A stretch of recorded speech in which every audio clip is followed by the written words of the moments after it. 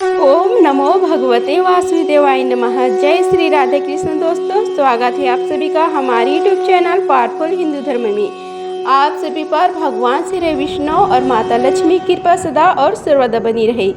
आज हम आप सभी को आषाढ़ माह में कथा अध्याय 16 का श्रवण कराएंगे। आइए श्रवण कीजिए कथा अध्याय 16 का, जिसमें वर्णन है स्थानु तीर्थ के संदर्भ में राजा वेन का चरित्र तथा पृथु जन्मा और उनका अभिषेक और वेन के उद्धार के लिए पृथु का प्रयत्न और वेन की शिव स्तुति। श्री मार्कंडे जी ने कहा कि हे मुने, अब मैं आपसे स्थानु तीर्थ के प्रभाव को सुनना चाहता हूँ। इस तीर्थ में किसने सभी प्रकार के पापों एवं भयों को दूर करने वाली सिद्धि प्राप्त की है।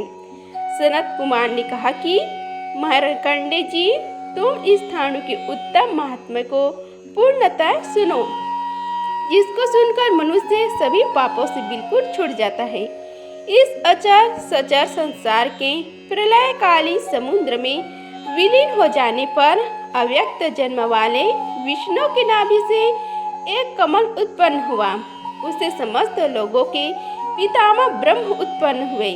उनसे मरीचि हुए और मरीचि के पुत्र हुए कश्यप। कश्यप से सूर्य उत्पन्न हुए एवं उनसे उत्पन्न हुए मनु। मनु के छींकने पर उनके मुख से एक पुत्र की उत्पत्ति हुई। वह सारे पृथ्वी के धर्म की रक्षा करने वाला राजा हुआ। उस राजा की भाया नाम की पत्नी हुई, जो सचमुच भय उत्पन्न करने वाली थी। वह काल की कन्या थी और मृत्यु के गर्भ से उत्पन्न हुई थी। फिर तो उससे वेद ने जन्म लिया, जो दुष्ट आत्मा था तथा वेदों की निंदा करने वाला था। उसके पुत्र के मुख को देखकर राजा क्रोध हो गया और वन में चला गया। उसने वहां घोर तपस्या की तथा पृथ्वी एवं आकाश के बीच के स्थान को धर्म से व्याप्त कर नहीं लौटने वाला स्थान उस ब्रह्मलोक को प्राप्त कर लिया। और इधर वेन संपूर्ण भूमंडल का राजा हो गया। अपने नाना के उस दोष के कारण काल कन्या भया के उस दुष्ट आत्मा वेद निंदक पुत्र ने नगर में यह घोषणा कर दी कि कभी भी कोई दान न दे, यज्ञ न करे एवं हवन न करे। दान यज्ञ हवन करना अपराध माना जाएगा। इस संसार में एकमात्र मैं ही आप लोगों का वंदनीय और पूजनीय हूँ। आप लोग मुझसे रक्षित रहकर आनंद पूर्वक निवास करें। मुझसे भिन्न कोई दूसरा देवता नहीं है जो आप लोगों का उत्तम आश्रय हो सके।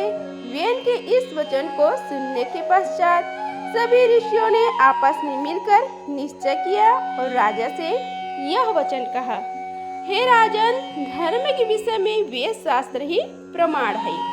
उन्हीं से यह विहित है, प्रतिष्ठा ही विष्णु रूप में मान्य है। उन यज्ञों के किए बिना स्वर्ग में रहने वाले देवता संतुष्ट नहीं होते और बिना संतुष्ट हुए वे अन्न की वृद्धि के लिए जल की वृष्टि नहीं करते। अतः विष्णुमय योगियों और देवताओं ही चर अचर समस्त संसार का धारण और पोषण होता है। यह सुनकर वेन क्रोध से आंखें लाल कर बार बार कहने लगा। क्रोध से झल्लाकर तिल मिलाकर उसने न यज्ञ करना होगा और न दान देगा होगा, ऐसा कहा। उसके बाद ऋषियों ने भी क्रोध होकर मंत्र द्वारा ब्रजमय कुशों से उन्हें मार डाला। उसके मर जाने के बाद राजा से रहित संसार में अराजकता छा गई, जिसे सर्वत्र अशांति फैल गई। चारों ओर डाकुओं लोग जनों को पीड़ित कर डाला। दैत्य दलों ने त्रस्त जनवर्ग उन ऋषियों की शरण में गया जिस ऋषियों वर्ग ने उस वेन को मार डाला था।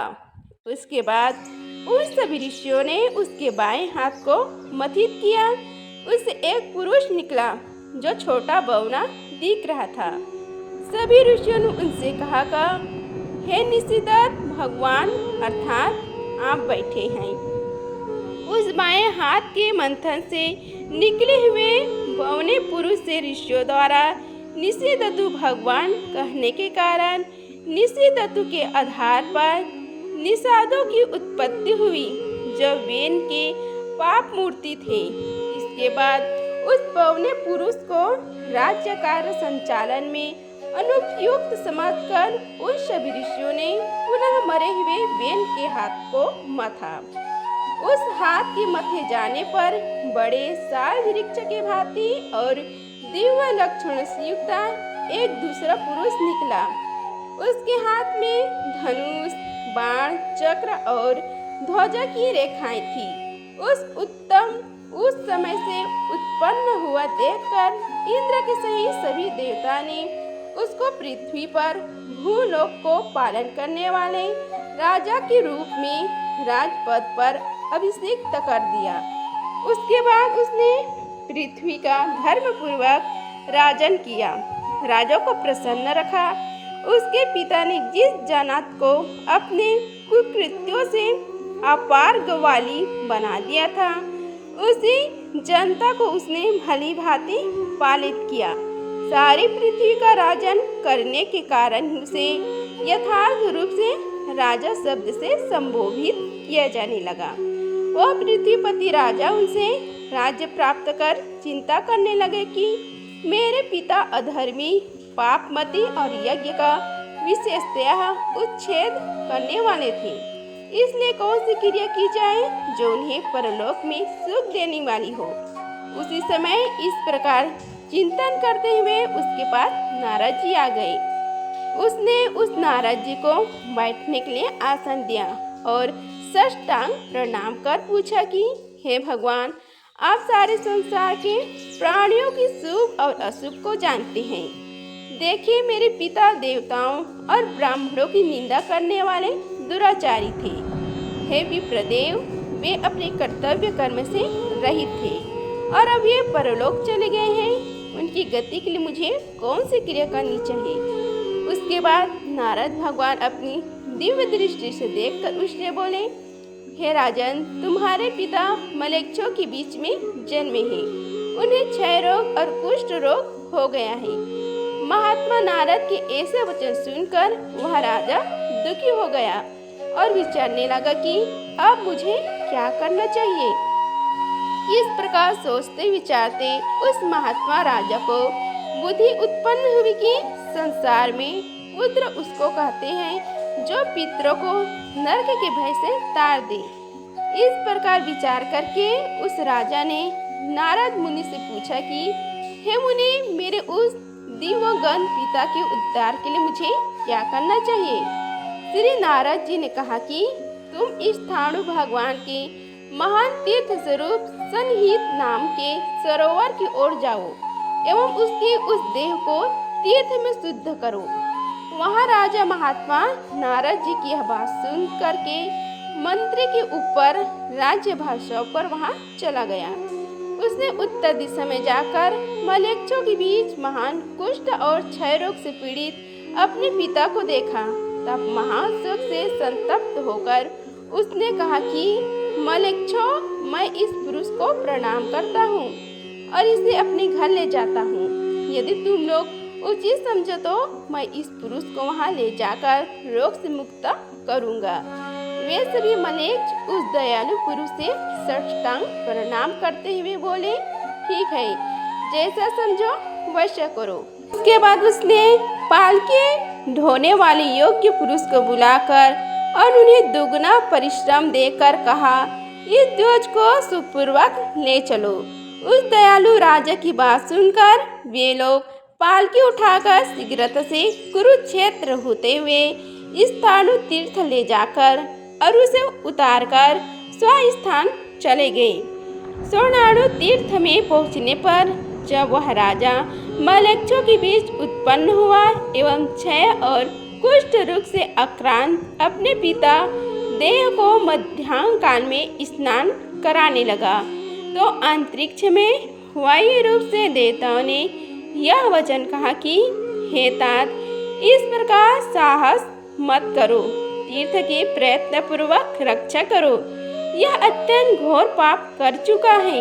इसका रोम रोम पाप से भरा है तथा घिरा है। वेद की निंदा करना महान पाप है जिसका अंत नहीं होता। अतएव यह स्नान करके इस महान तीर्थ को तत्काल नष्ट कर देगा।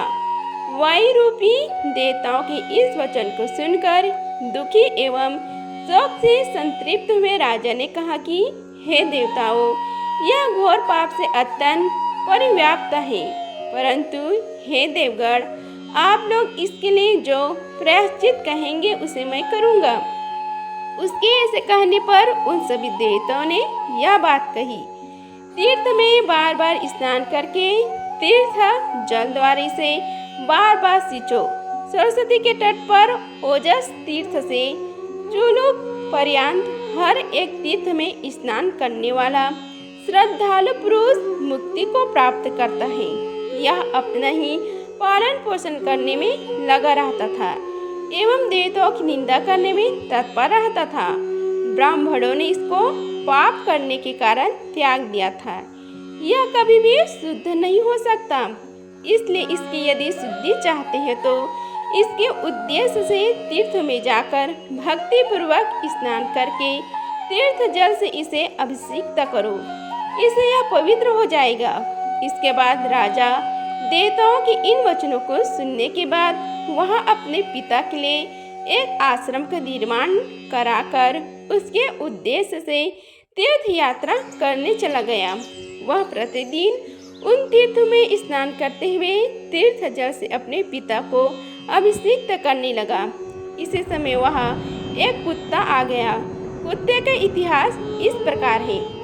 पूर्व काल में वह कुत्ता स्थाणु तीर्थ में स्थित मठ में देव द्रव्यों की रक्षा करने वाला, दान में पर्याप्त द्रव्य का सदा पालन करने वाला, सर्वजन प्रिय एवं देवकृत मेरात कौलपति नाम का महंत था। इस प्रकार वह अपना जीवन यापन कर रहा था। एक बार धर्म मार्ग में स्थित रहते हुए भी उस कौलपति की बुद्धि कुछ समय के बाद धर्म मार्ग से हट गई। वह देव द्रव्य का नाश दुरुपयोग करने लगा। वह अधर्मी बना। कैलाशपति जब मरकर परलोक में गया तब यमराज ने उसे उसके कर्म विपाप को देखकर कहा कि तुम कुत्ते की योनि में जाओ, देर मत करो। उनके कहने के पश्चात वह महंत सौगंधिक वन में कुत्ते की योनि में उत्पन्न हुआ। उसके बाद बहुत समय व्यतीत होने तक वह कुत्ता कुत्ते के झुंड से घिरा रहता था। फिर भी कुत्ते से अपमानित होने के कारण अत्यंत दुखित रहता था। इसलिए वह द्वैत वन को छोड़कर पवित्र सन्निहित सरोवर में चला गया। उसमें प्रवेश करते ही स्थाणु भगवान की कृपा से अत्यंत प्यासा होकर उसने सरस्वती नदी में डुबकी लगाई। उसमें स्नान करने से ही वह समस्त पापों से विमुक्त हो गया। उसके बाद आहार के लोभ से उसने कुटी में प्रवेश किया। उस कुत्ते को प्रवेश करते देखकर भयभीत होकर उस वेन ने उसका धीरे से स्पर्श किया। स्पर्श करने के बाद स्थाणु तीर्थ में उसने स्नान किया। पूर्व तीर्थ में स्नान करने के बाद तीर्थ के जल बिंदुओं से निश्चित करने वाले पुत्र से एवं उस कुत्ते के शरीर से निकले जल बिंदुओं से संचित होने तथा कुत्ते के भय से स्थाणु तीर्थ में गिर जाने के कारण स्नान हो जाने के महात्म्य से उनकी दृष्टि विरक्त हो गई। पुत्र ने स्थाणु तीर्थ के महात्म्य से अपने पिता को उद्धार कर दिया और संयम इंद्रिय होकर उसने तत्काल दिव्य देह धारण कर भगवान स्थाणु को प्रणाम किया और स्तुति करने लगा। वेन स्तुति करने लगा, मैं अजन्मा चंद्रमा के शिरोभूषण वाले ईशान देव महात्मा, सारे संसार का पालन करने वाले आप महादेव की शरण में ग्रहण करता हूँ। हे देव देवेश, समस्त शत्रुओं के निःसुदन, हे देवेश, बलि को निरुद्ध करने वाले देवों एवं दैत्यों से पूजित आपको नमस्कार है। हे वीर रूप आँख वाले, हे वीर रूप पाक्षा, हे हजारों आँख वाले सहस्त्राक्षा, हे तेज नेत्र वाले, हे यक्षेश्वर प्रिय, हे चारों ओर से हाथ पैर वाले प्राणी पाद युक्ता, हे चारों ओर आँख एवं मुख वाले, आपको नमस्कार है। आप सर्वत्र सुख सखने वाले और सभी स्थानों पर व्याप्त है। संसार में आपने सभी को आवृत कर ढक रखा है। हे शंकुकर्ण, हे महाकर्ण, हे कुंभकर्ण, हे समुद्र निवासी, आपको नमस्कार है। हे गजेंद्र कर्ण, हे गोकर्ण, हे पाणिकर्ण, हे सतजीवा, हे सतवर्ता, हे सतोदार, हे सनातनन, आपको नमस्कार है।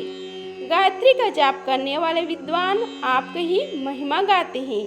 सूर्य की पूजा करने वाले सूर्य रूप से आपकी ही पूजा करते हैं।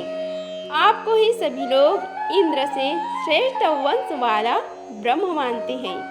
हे महामूर्ति, आपकी मूर्ति में समुद्र, मेघ और समस्त देवता ऐसे स्थित हैं जैसे गौशाला में गायें रहती हैं।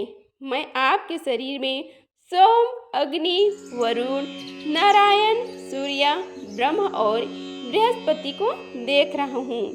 आप भगवान कारण, कार्य, क्रिया के कारण, प्रभव, प्रलय, सत, असत एवं दैवत हैं।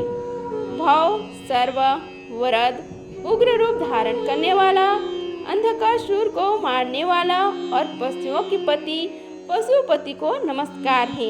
हे त्रिपुर नाशक, 3 जटा वाले, 3 सिर वाले, हाथ में त्रिशूल लिए रहने वाले, त्र्यंबक एवं त्रिनेत्र कहलाने वाले, आपको नमस्कार है।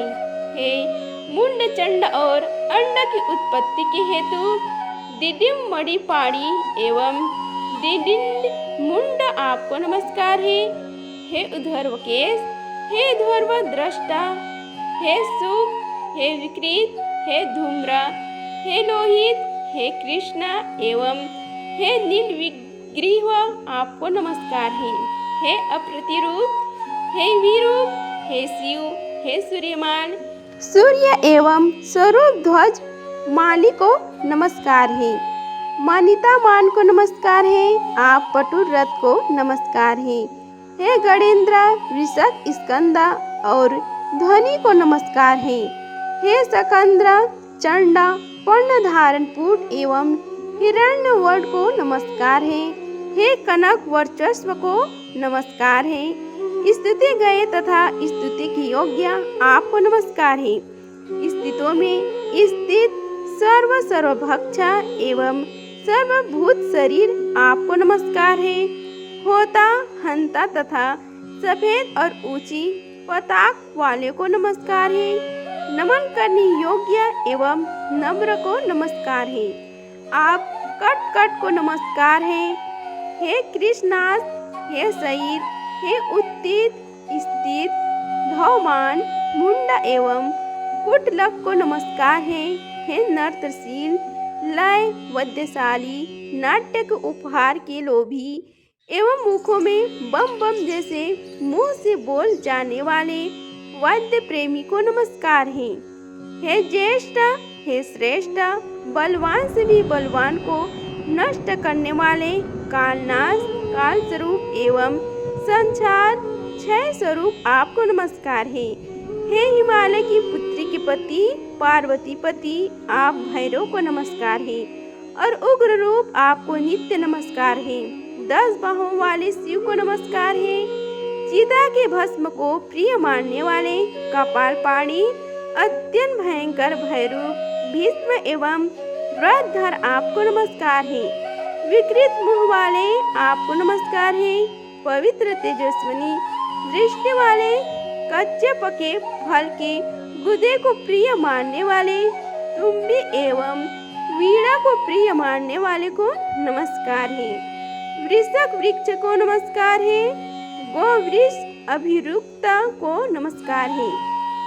कटकट भीम एवं वर्ष भी पर को नमस्कार है।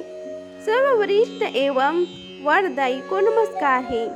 हे विरक्त एवं रक्त रूप भगवान एवं अक्षय माली को नमस्कार है। विभेद एवं भेद से भिन्न छाया तपन, अघोर तथा घोर रूप एवं घोर घोरतर रूप को नमस्कार है। हे शिव एवं संत को नमस्कार है। संतमय बहुनेत्र एवं कपालधारी को नमस्कार है। हे एक मूर्ति आपको नमस्कार है। शूद्र लुब्ध यज्ञ भाग प्रिया पंचाल एवं सीता को नमस्कार है। यम की नियमन कर्ता को नमस्कार है। चित्र रुष्टक घंटा घंटा घंटी को नमस्कार है। सहस्त्र घंट एवं घंटा माली विभूषित को नमस्कार है। हे प्राण संग गर्व किलिकिल किल प्रिय हुम हुंकार पार एवं हुम कार प्रिय को नमस्कार है। सम गृह वृक्षण केंती गर्भमास श्रृंगाल तारक एवं तर को नित्य नमस्कार है। यज्ञ यजी भूत प्रभूत यज्ञवाह हव्य तप्य और तपन को नमस्कार है। पाया स्वरूप आपको नमस्कार है। टुंडों के पति को नमस्कार है। आनंद पति एवं अनेक प्रकार के अन्न भोज को भी नमस्कार है। हजारों सिर वाले, हजारों चरण वाले, हजारों शुल्क उठाए हुए और हजारों आभूषण वाले को नमस्कार है। बालन अनुचार की रक्षा करने वाले, बाल लीला में विलास करने वाले, बाल वृद्ध क्षुब्ध एवं क्षोभड़ को नमस्कार है। गंगा लुतिस केस और मुंज केस को नमस्कार है। 6 कर्मों से संतुष्ट तथा 3 कर्मों में लगे रहने वाले आपको नमस्कार है।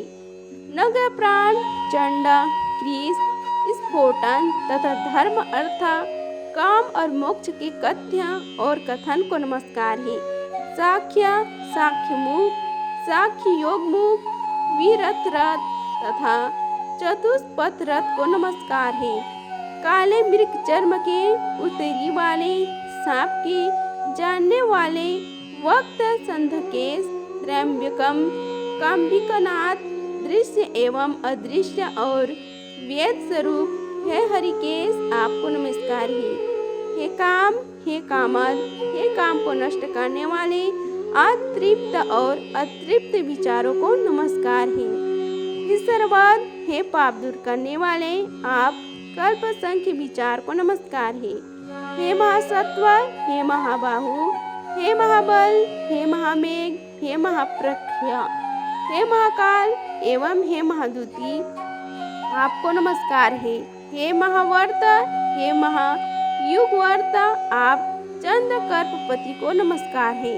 आप ही अन्न के भोक्ता पंचभूत एवं पैत्रों में श्रेष्ठ है। हे देव देवेश आपकी जर युज अंडज स्वदेश उद्भिजा चतुर्विद भूत समुदाय हैं। आप इस चराचर की सृष्टि करने वाले पालन करने वाले एवं संहार करने वाले हैं। हे द्विजन आपको ब्रह्म एवं ज्ञानियों की कैवल्य गति कहते हैं। आप मन की परम ज्योति हैं और ज्योतियों की धारण करने वाले वायु हैं। हे ब्रह्मवंदिनी आपको हर्ष वृक्ष पर रहने वाला भ्रमण कहते हैं। वे आपको यजुर्मय ऋग्मय एवं साममय कहते हैं। वेद और उपनिषदों के समूह स्तुतियों द्वारा आपके नित्य पाठ करते हैं। आप ही ब्राह्मण क्षत्रिय वैश्य शूद्र और अन्य अवर वर्ण मेघ समूह विद्युत तथा मेघ गर्जन भी हैं। आप युग नक्षत्र ग्रह संवत्सर ऋतु मास पक्ष निमेष काष्ठा तथा कला हैं। आप वृक्षों में अर्जुन वृक्ष, पर्वतों में हिमालय, पशु में व्याघ्र, पक्षियों में गरुड़ और सर्पों में शेषनाग हैं। आप समुद्र में क्षीरसागर, यंत्रों में धनुष, आयुधों में व्रज और व्रतों में सत्य हैं। आप ही द्वेष, इच्छा, राग, मोह, क्षमा, अक्षमा, व्यवसाय, धैर्य, लोभ, काम, क्रोध, जय और पराजय हैं। आप बाण धारण करने वाले, गदा धारण करने वाले, खड़ग वाग धारण करने वाले एवं धनुर्धरी हैं।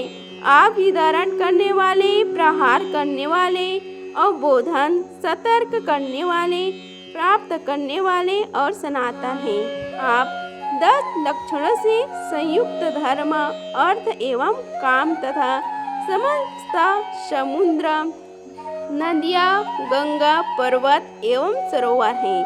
समस्त लताएं, वल्लियाँ, तृण, औषधि, पशु, मृग, पक्षी, पृथ्वी, आप आदि 9 द्रव्य, उत्प्रेक्षण, अपेक्षण आदि 5 कर्मों, रूप, रस, गंध आदि 24 गुणों के आरंभक भी आप ही हैं। आप ही समय पर फूल एवं फल देने वाले हैं। आप वेदों के आदि और अनंत हैं। गायत्री तथा प्रणव भी आप ही हैं। आप ही लोहित, हरित, नील, कृष्ण, पीत, शीत, कद्रु, कपिन, कपोत, मेघचक, सवर्ण, अवर्ण, कर्ता एवं हर्ता है।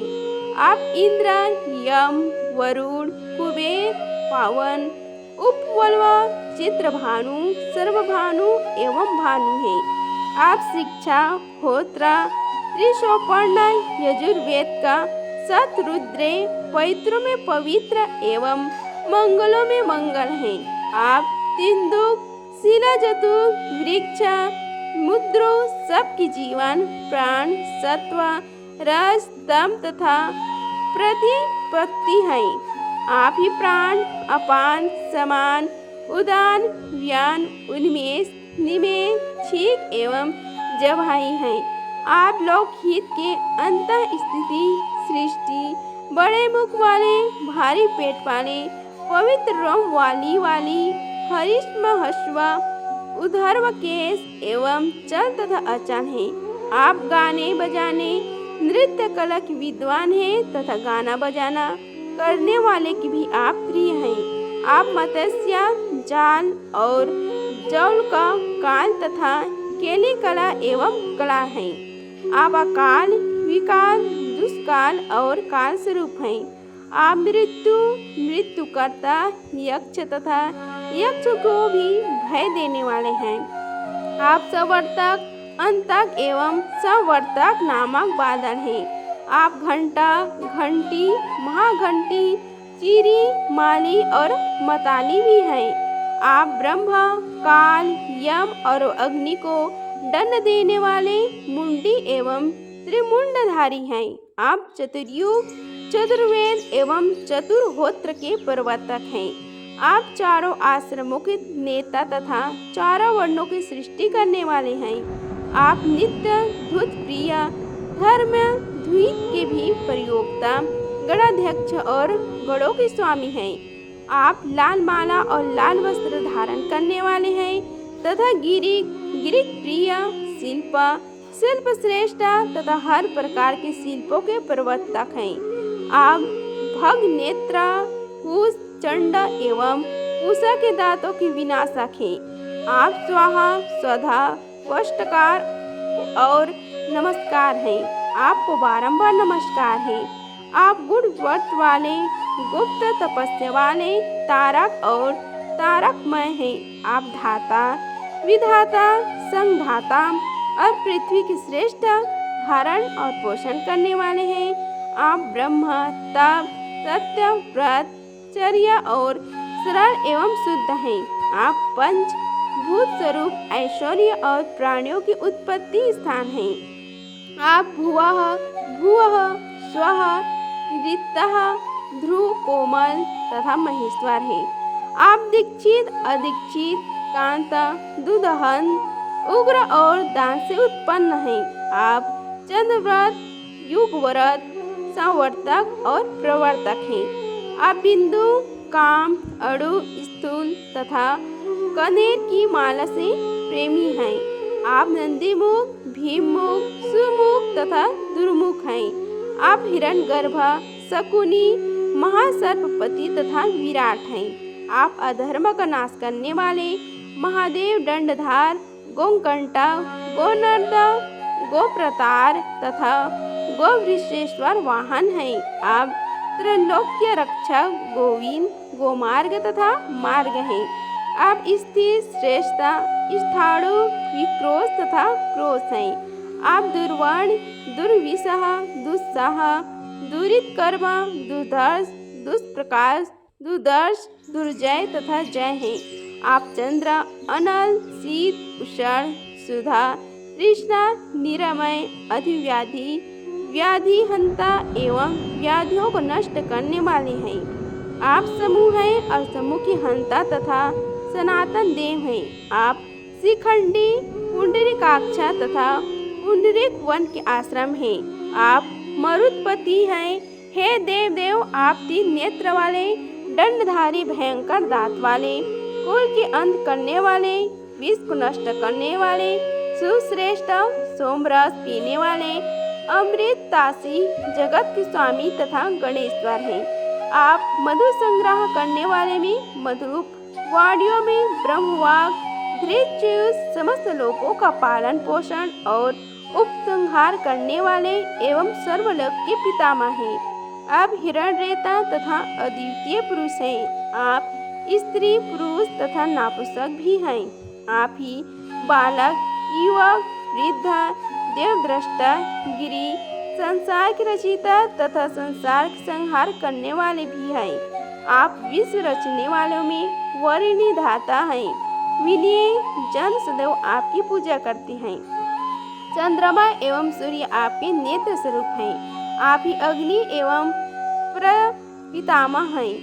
आप ही सरस्वती रूप, आपकी आराधना कर लोक पंचल वाणी की प्राप्ति करते हैं। आप दिन और रात्रि हैं। आप निमेष एवं उन्मेष के कर्ता हैं। हे शंकर, ब्रह्म, गोविंद तथा प्राचीन ऋषि भी आपकी महिमा को ठीक ठीक नहीं जान सकते। आप अपने में लाखों पुरुषों को समन्वित कर स्थित हैं। आप सदा महान, तम से परे रहने वाले परम रक्षक एवं सबके अवबोधक हैं। निद्रा रहित, अतः सदा जागरूक, श्वास पर विजय प्राप्त करने वाले, सद्गुण में सदा स्थित एवं सत्येंद्र योगी जन जिस ज्योति का दर्शन करते हैं उस योगात्मक आपको नमस्कार है। सूक्ष्म होने के कारण आपकी जो मूर्तियां प्रदर्शित नहीं की जा सकती, उनके द्वारा आप सदा मेरी इस प्रकार रक्षा करें जैसे पिता अपने औरस पुत्र की रक्षा करता है। हे पूर्ण आत्मा, आप मेरी रक्षा करें। मैं आपका शरणी हूँ। आपको नमस्कार है। आप भक्तों पर अनुग्रह करने वाले भगवान हैं। मैं सदा आपका भक्त हूँ। जटी, दंडी, लंबोदर शरीर तथा कामुंडल, निसंग, रुद्रमात्मा को नमस्कार है। जिनके केशों में बादल, समस्त अंगों की संधियों में नदियाँ एवं कुक्षी में चारों समुद्र हैं, उन त्वयात्मा भगवान को नमस्कार है। प्रलय काल उपस्थित होने पर भूतों को अपने उदर में स्थिर रखकर जो जल के मध्य में शयन करते हैं, उन जल से विष्णु की मैं शरण लेता हूँ। रात्रि में आप जो राहु के मुख में प्रवेश कर सोम को पीते हैं तथा आपके तेज से रक्षित राहु सूर्य को ग्रास लेता है, ऐसे प्रभु को नमस्कार है। रुद्रगंध की रक्षा में जो यह गर्भ वाष्प राशि गिरे, आपकी तेज से गिरे, अतः आपको नमस्कार है। उन्हीं अद्भुत तेजों में स्वाहा तथा स्वधा को वे प्राप्त करते हैं। सभी देहधारियों की देह में स्थित अंगुष्ठान मात्र से निवास करने वाले जो पुरुष है, वे नित्य मेरी रक्षा करें तथा मुझे सर्वदा संतृप्त करें। जो नदियों, समुद्रों, पर्वतों, गुहाओं, वृक्ष की जड़ों, गायों के रहने वाले स्थानों, घने जंगलों, चौराहों, गलियों, चबूतरों, सभाओं, हथसारों, घुड़सवारों और रथशालों में जीवना, बाग, बगीचों और अलयों, पंचभूतों, पूर्व, पश्चिम, उत्तर तथा दक्षिण दिशाओं एवं अग्निकोण, नैऋत्य कोण, वायु कोण एवं ईशान कोण स्थित हैं।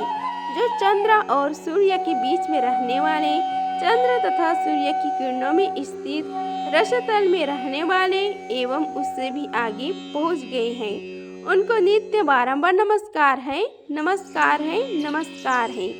जिनकी कोई संख्या नहीं है और न प्रमाण तथा रूप ही है, उन अनगिनत रुद्रगणों को सदा नमस्कार है। आपका कल्याण हो, आपके भक्ति भाव में स्थित मेरे ऊपर आप प्रसन्न हो। हे देव, आप ही मेरा हृदय, मेरी बुद्धि एवं मति है। हे दुष्टमने, इस प्रकार महादेव की स्तुति करके विराम ले लिया। इस प्रकार आषाढ़ महात्म्य में कथा अध्याय 16 का समाप्त हुआ। बोलो श्री हरि भगवान विष्णु की जय। अगर आप सभी को यह वीडियो अच्छी लगी होगी तो वीडियो को लाइक कीजिए, चैनल को सब्सक्राइब कीजिए और कमेंट बॉक्स में जय श्री हरि लिखिए। धन्यवाद। मिलते हैं अगले वीडियो में, तब तक के लिए जय श्री राधे कृष्णा।